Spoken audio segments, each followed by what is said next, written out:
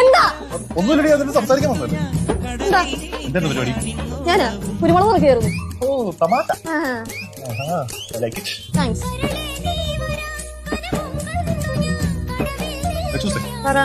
ഇവിടെ എപ്പോഴും മൊത്തം ആൾക്കാരല്ലേ?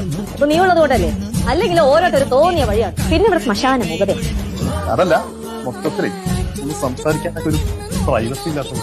നിനക്ക് പ്രൈവസി വേണോ? ആ പാറമടയുടെ അങ്ങോട്ടേക്ക് പോക്കോ, ഒറ്റ മനുഷ്യര് വരൂല.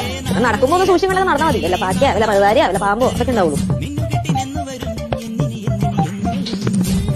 ഞാൻ ദുബായ് പോയിരുന്നാണല്ലോ.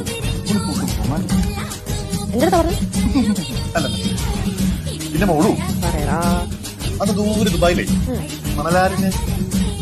മണലാരണ്യം വേനൽക്കാലത്ത് നിൽക്കുമ്പോൾ എന്റെ ലക്ഷ്യത്തിനെ കുറിച്ച് എപ്പോഴും ഞാൻ ഒരു കാര്യം ചോദിച്ചോട്ടെ.